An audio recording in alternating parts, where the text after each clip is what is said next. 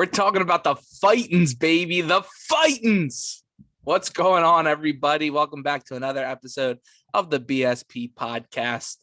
Man, Phillies are red hot. Had a little hiccup Sunday afternoon. It was an ugly one. But like John Kruk said, if you're going to lose one,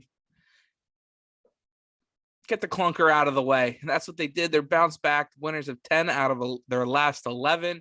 Make sure you go check out my latest post on YouTube. Go subscribe, like the video, give a comment what you thought. A little bit of a vlog.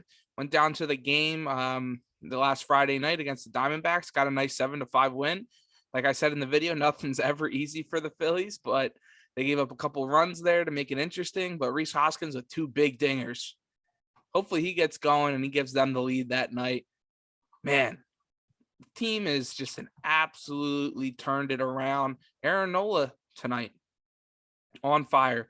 Great pitching matchup. The thing that this game proved on Monday night, if this was last year, they lose that game to Alcantara and the Miami Marlins. Rojas, the absolute Phillies killer. You keep bringing it up. The guy's a stud when he plays the Phillies. Alcantara is one of the best pitchers in the MLB quietly. Dude's a stud. 100 miles per hour when he was at 101 in the 8th inning. I mean, guy's nuts. An absolute great pitching matchup going up against Aaron Nola in South Philadelphia. 2-1 ball game. You're like, man, Aaron Nola gave it your all. Phillies bats just couldn't figure it out. That's kind of what you're looking at going into the post game there. Hopefully you bounce back and you take the next 2. Didi says nope. Picks up JT Realmuto after he hits into a double play. Drives in Rhys Hoskins. Ties it up in the bottom of the 8th inning. Just what a turnaround this team has had, where you can have the confidence that they're not out of it, that they will keep fighting, because these are the fighting Phils. God, that was corny.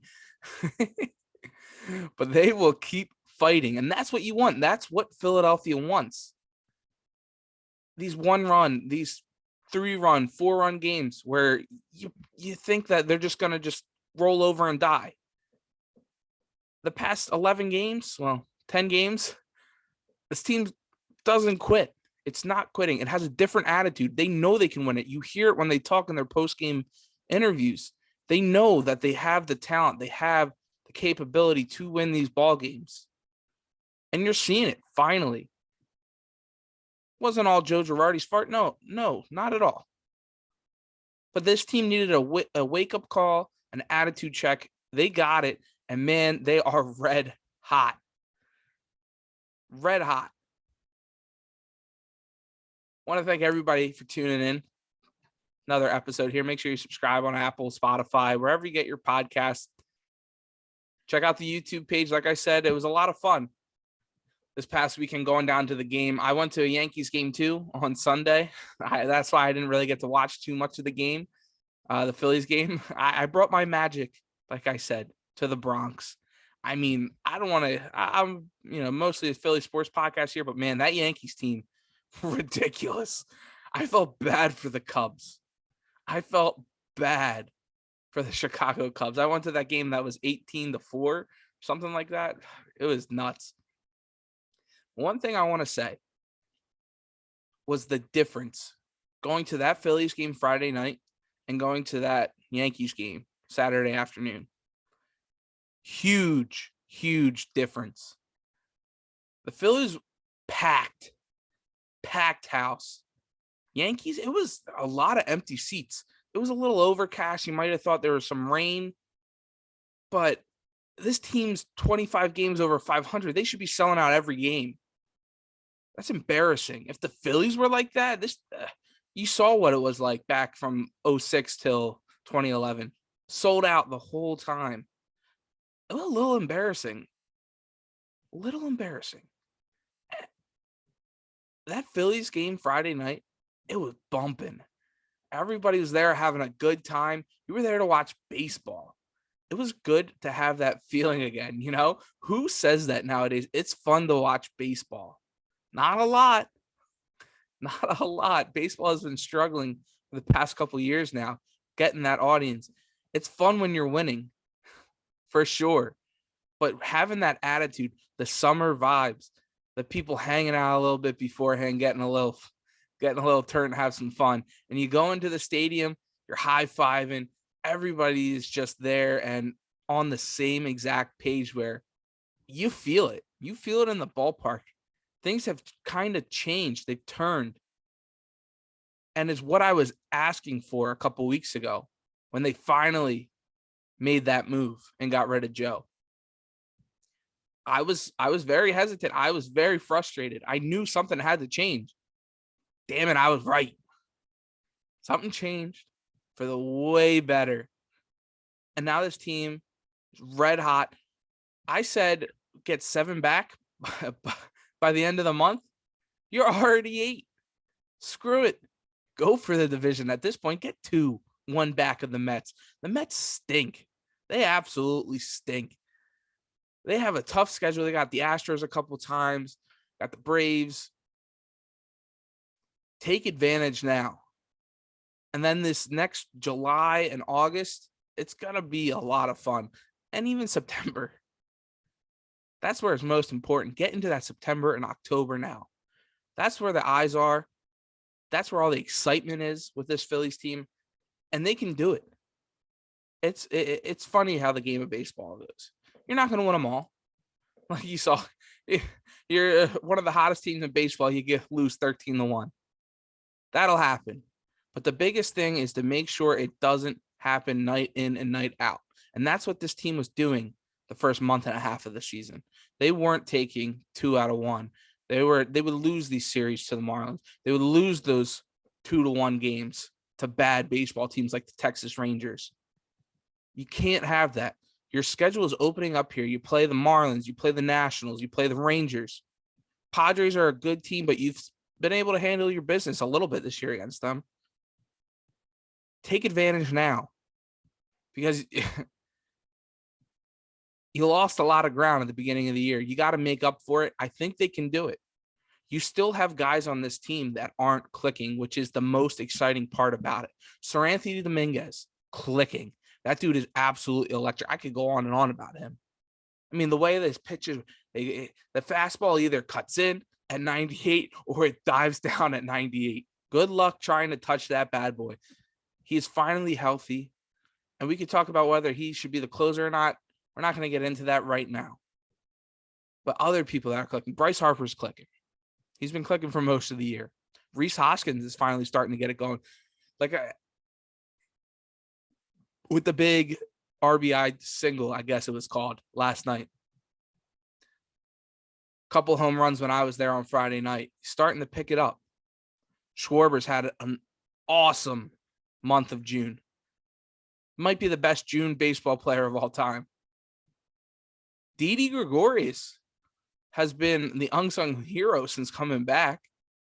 He has been able to just finally hit the ball the other way and not just swing for the fences. His power numbers haven't been there, and you can tell why. He has shortened up his swing. He's not afraid to slap it to that third base side because these guys are still playing him the pool like he was 2011 Didi trying to hit all his home runs to right field.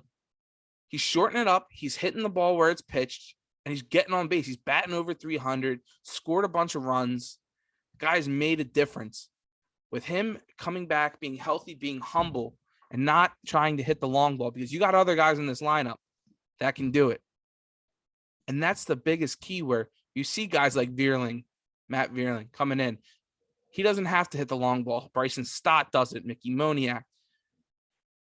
These guys don't. Even Bryce Harper, he knows he doesn't have to because they know that they have guys behind them that at the flick of a wrist, pretty much for these guys, can go yard and make a difference to hit a double. They don't have the pressure on them. Bryce Harper doesn't have the pressure. Odubel doesn't even have the pressure that he had, where 2 years ago, Odubel was probably your second best player. I know my dad probably loves that comment, but it's true. He probably was. Guys don't have that on them, that they don't have to hit the long ball. They don't have to drive the guys in. All they got to do is get on, and the team will figure it out. They have figured it out, and it's exciting. It's great to have baseball back. And it is going to be an awesome summer if they can keep continuing this now. Like I said, if you want to see the excitement, go check out my video on the YouTube page, the BSP Podcast. Subscribe, like, and comment. I mean, you can see how much fun I had down at the game. I'm trying to go to a couple more for the Farzy show. And hopefully talk with them a little bit more, try to get some man on the street stuff, talk to you guys. Awesome fans. That's kind of weird to say, isn't it? But hopefully, gain a bunch of fans and talk to you guys, what you guys think too. That's what's awesome about social media and, these things, the phones. I mean, go down. Hey, what do you think? And that's just the best part about it. I hope everybody enjoyed this episode. I hope you're enjoying this turnaround the past 2 weeks, and I hope it keeps going because that's what Philadelphia needs. That's what this city needs. The Eagles are great. Sixers are great. But when it's the summer and the Phillies are red hot, everybody's going down to the ballpark.